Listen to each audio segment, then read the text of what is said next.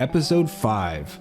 This is my favorite episode of the 9. I think it's actually just the best one. It's got everything that one could possibly want from a zombie apocalypse show. It's got zombies, for one thing, something that will be sorely lacking in the episodes to come. But you also get some nice human drama. And to the dim-witted for whom this is immensely important, there's also a little inclusivity. There's a bunch of cold people in dirty clothes. Excuse me? We've got a chubby-faced reactionary soccer mom. Are these even gonna count? So episode 5 starts out and we're following Sam and Henry. Two brothers, two people who are related. Who the hell is us people? Wait. Who are in hiding from the same group of people that we met last time. You know, the ones who attacked Joel and Ellie. They've just liberated the Kansas City quarantine zone from Fedra. And they're like hanging Fedra people. They're killing them in the streets. They're like torturing them. And there's like this Humvee caravan driving through the city with a guy on a loudspeaker saying,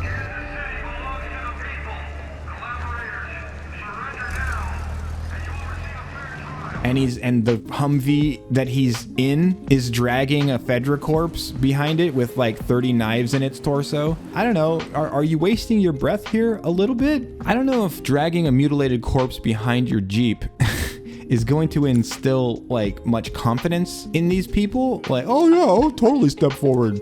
Yeah, sure. Well, I believe you. 100%. So, Henry, the older brother, has been collaborating with Fedra and sold out the leader of this group in return for cancer medication for his younger brother Sam, who needs it. Or needed it. I guess Sam took the medication and magically doesn't have cancer anymore? Isn't the treatment for cancer like a really long and involved process that needs to be closely monitored by a doctor? Anyway, the guy that he sold out was Kathleen's brother. And as we saw last time, she's understandably pissed off. But this is one of the things I thought was a little weird about this episode. They're kind of trying to humanize these people, and yeah, raiders would be human and they would have nuance to them, but they're trying to humanize them in the sense that they're trying to like let you know that they're not bad people. Now, if the show is following the game, and there's really no reason to believe that it's not, then that means this group can only be the hunters. Right? Now let me explain something to those of you who've never played the game and just thought, oh, a zombie show. I like zombie shows. I will watch this. The hunters are murderers and thieves. That's what they are. They're bandits. These motherfuckers set elaborate ass traps like Wile E. Coyote or some shit, ambush bitches, kill them, presumably in mass, bring their dead ass bodies back to their base of operations, and then strip them down for like everything they have and distribute the loot to all the other murdering ass, thieving ass motherfuckers in this group. Like, that's their whole shit. That's all they do. They're bad people. So it stands to reason that their leader is probably also going to be not so nice, right? But he's described multiple times in the show as being this like super duper guy. He was so beautiful. There was a man, a great man. He's never afraid, never selfish, and he's always forgiving. And this is what I'm driving at here. If the leader is a really great dude who saves zebras all the time and shit, doesn't that kind of mean that like before Kathleen takes over, the group were good guys? And if the group are good guys, doesn't that also kind of mean that they can't be bad guys? Ipso facto, these are not the hunters. In addition to that though, they've completely cut the scene from the game where Joel and Ellie discovered the room where they stripped down the bodies of the people they've killed. There's like piles of shoes, there's like a dead body on a table. It's pretty ugly. And they don't show any of that stuff in the show. But why would they want or need to do this? Like, why? The hunters being the way they were in the game only helps Sam and Henry's motivations to get away from them. Especially when you add the fact that Henry straight up betrayed them and got their fucking leader killed, which also didn't need to happen, and would have negated the need for Sam to have cancer. Because the only reason that Sam has cancer in the first place is because the writers needed to give Henry a motivation to betray Kathleen's brother, the great man, who was so beautiful and has no name. I don't know, unless I'm missing something. So why humanize them at all? I mean, they're the bad guys. Well, I have a theory about that, actually. I think it's because of Kathleen and her vagina. It's a sexism. I literally believe the choice to make the villain of this story arc a woman is the reason for retconning the hunters to be not that anymore, because that would make them evil. And as we all know, women are no longer allowed to be evil in any form of media. And no, before you say it, Kathleen is not evil in the show. She has been grievously wronged and has plunged herself into a vengeful tear. Her brother is now dead. Wait, he's dead, right? And it's all because of Henry. She has an extremely compelling reason to be ruthlessly pursuing him. This is not the same as simply making her the leader of a villainous group of bandits. And as we went over a little earlier, there's nothing shown to us that would indicate her group are anything like the hunters from the game, other than the fact that they attack Joel and Ellie. But they could have been doing that to try and defend their territory, or because they think they have something to do with Sam and Henry. Kathleen's well enough fleshed out, I guess, considering the fact that she only exists for these 2 episodes, and she, along with her entire army, get wiped out by the end of this one. Now, I have no problems with her as a character. She's the villain of these 2 episodes, but the actress, Melanie Lynskey, doesn't do it for me. Like, she doesn't seem to Apples? want to be there. She gives a very half-hearted performance, and she didn't prepare for this role at all. Like, she didn't lose any weight for it. I'm not trying to be an asshole or anything, but there are certain body types that would just go extinct during an apocalypse, mostly because there's not enough food to sustain them. I don't know. I just think she was horribly miscast. Like, she's like a soccer mom. And I know that comparison has already been made, but it's true.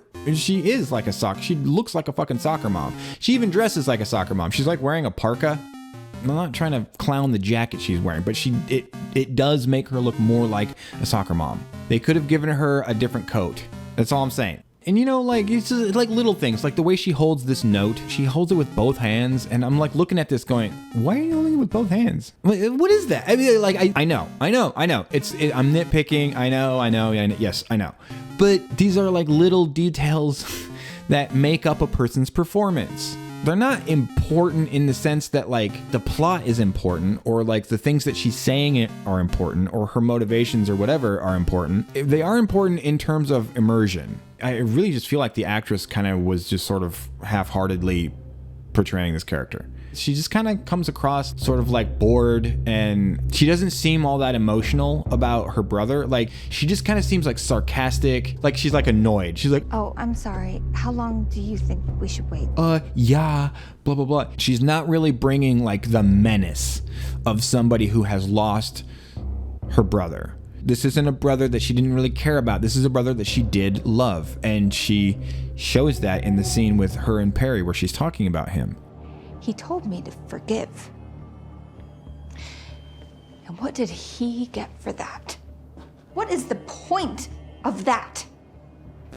I don't know, what else can I say about it? The character isn't written badly, and I don't even think Melanie Lynskey is a bad actor, not really. It's definitely not so bad that it damages the episode. There's a lot more going on here that's good, with Lynskey delivering a very passable performance. Okay. She could have tried a little harder. She could have respected the role a little more. That's all I'm saying.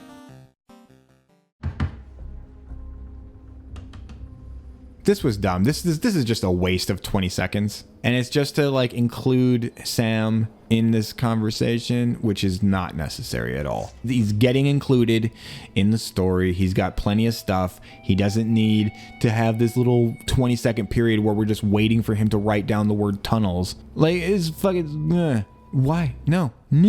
Get rid of it. It's real easy. All you got to do is just cut it out and have Henry say, yeah, those tunnels, they're tunnels. In the game, Sam is just Sam. He's just the brother of Henry. He's the younger brother. He's following Henry around. There's nothing wrong with him.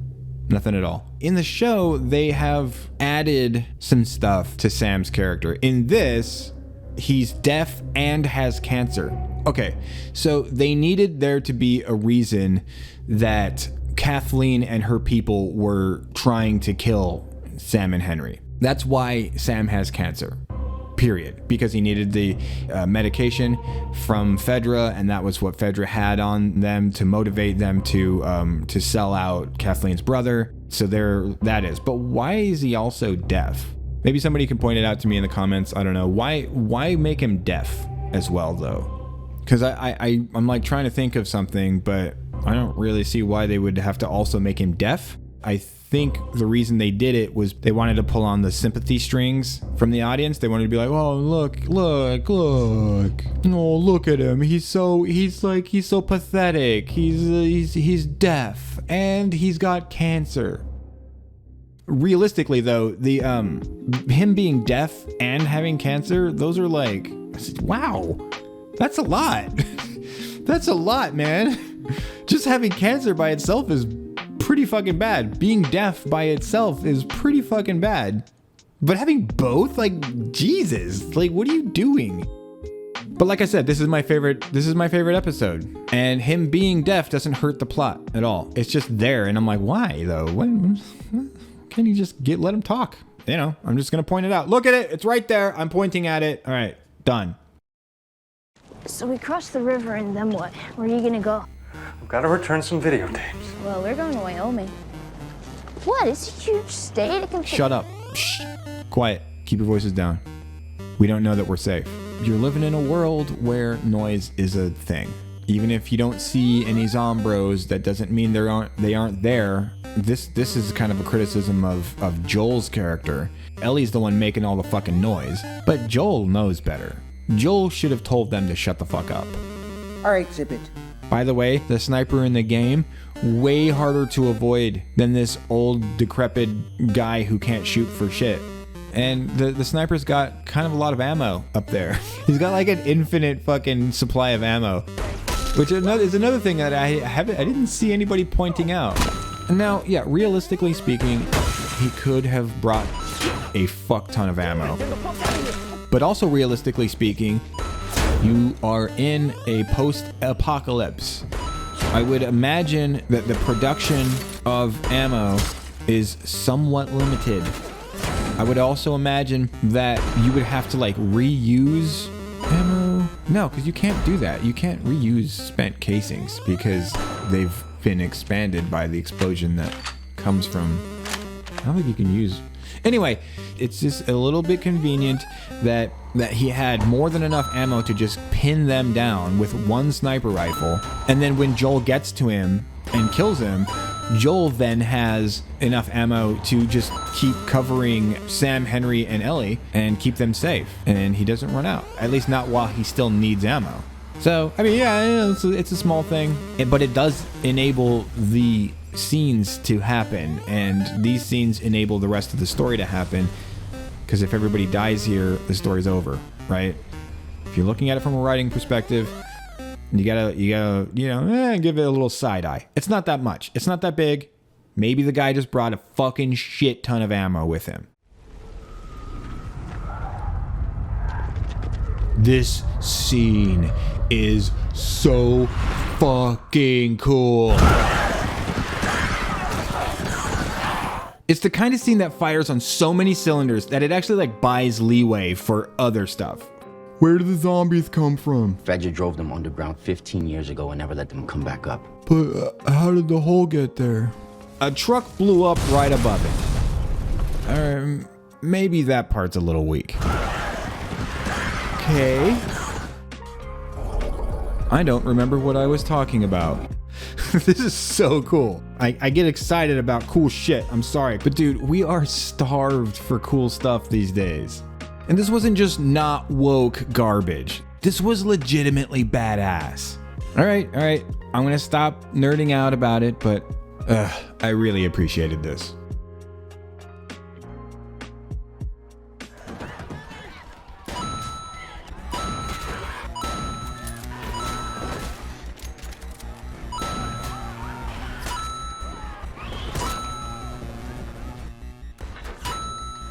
Oh god, this little kid clicker is fucking cool, dude. I don't know, man. I know some people are out there probably, oh boy, the little kid clicker. Zip. It's cool. I don't know. It's a cool little thing.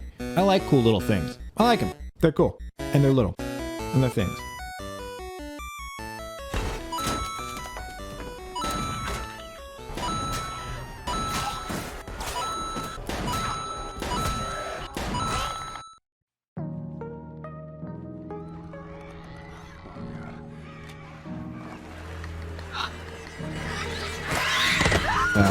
Rip Kathleen. She's gone. This is the end of her arc. Bye-bye, Kathleen. Have fun with that little kid clicker.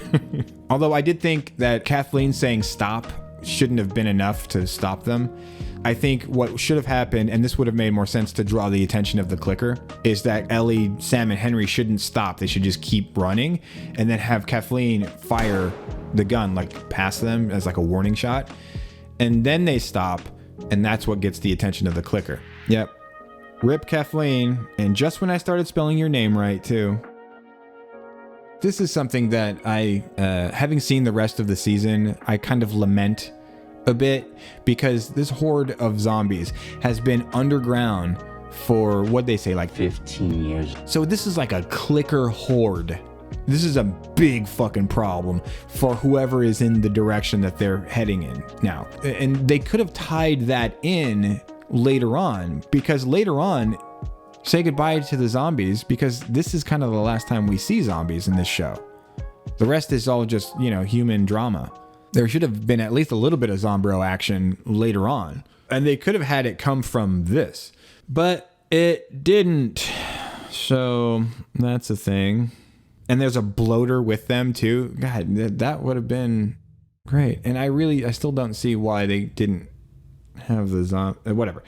Okay, and here is where we come to the only real problem I have with this episode.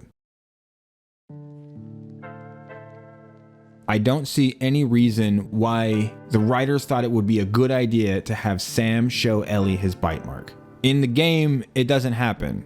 But in the show, they have Ellie try to heal it with her blood.